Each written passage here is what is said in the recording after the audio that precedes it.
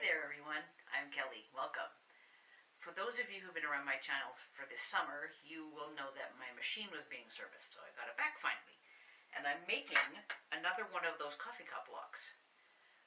I showed you how to do it, and in the video for that, there is a link to the free pattern on August the 21st.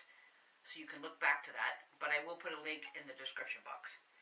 So I'm not making the whole 6.5 by 6.5 block. I'm only making that part. And I will give you a close-up in a minute. This part only of the coffee mug full block. When it's finished, it will be 5 inches by 4 inches. So I wanted to just add that and make borders to make the mug rug. I drew it out. Let me just scoot up the camera a smidgen so you can kind of see what I did there. I just drew it out so I could have it in my mind how I wanted it.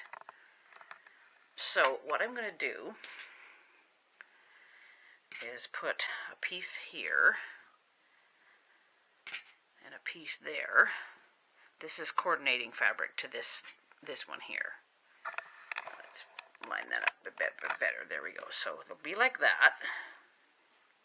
And then I'm going to use some more of this fabric like that for a border. I'm aiming for 9 by 6. We'll see exactly how it turns out.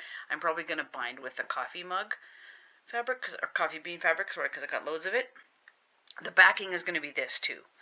And I have a couple of half square triangles I didn't need, so I'm going to put those on the back somehow. Maybe just make a goose out of it or something. I don't know that part yet. I'll show you more as I go.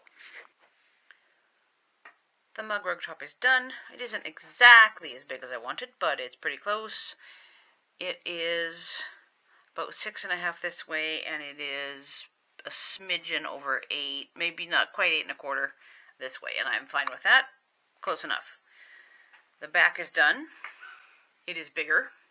I always make my backs bigger because I just trim it off after I got it quilted, so that's fine. Let me see, what are we at here? It's about, what are we at, 11? It's about like 11, yeah, about 11.5 wide, and what are we at here? Almost 8, almost 8.5, yeah, that's more than big enough. And I will make my batting a bit bigger than this just to make sure that it doesn't shrink up. I'm not going to do lots of quilting, but I'll make it slightly bigger all around. I am finally getting back to this mug rug project.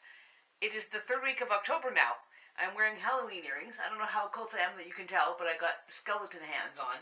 And I'm going to get this quilted up. Just a few lines of quilting like Stitch in the Ditch. So I'll do the camera so it's closer and let you guys see what I'm doing. I'm using sort of a light aqua greenish blue thread so it blends in pretty well. And I'm going to go a line of quilting down here, down there, and then stitch in the ditch there. Just to hold it together. It'll look fine. I like to start off just on the edge, and you can see how I have a little bit of batting around, like I was talking about in my previous videos. It's a 1/4 inch, just to make sure that there's enough, and there's plenty of backing, so I'll just trim it to fit after I've got all the quilting done. So I start off just a couple of stitches, very small length, put the needle down, back stitch a tiny bit, because this is going to be all under the binding anyway. My default stitch length is 2.2. To do a few quilting stitches, I bump it up to 2.4, just to be a little bit bigger.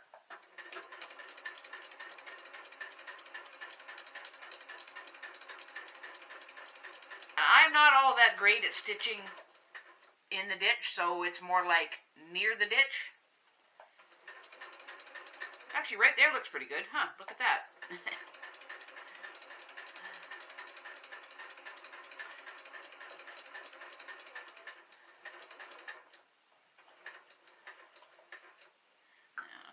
One more there.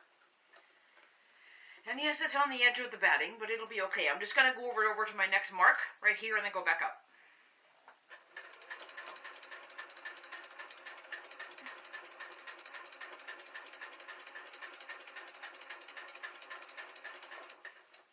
You guys get the idea.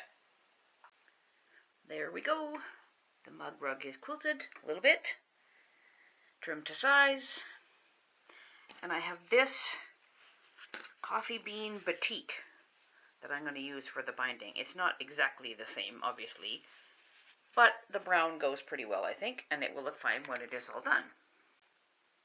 And now the mug rug is all done. You can see a little bit of brown stitching along the edge. I sewed it on the back, flipped it around the front, and just went with a little small stitch along the edge to tidy it up and keep it sturdy and hold down. And on the back, all you see is another line of stitching because I used this light greenish color in the bobbin.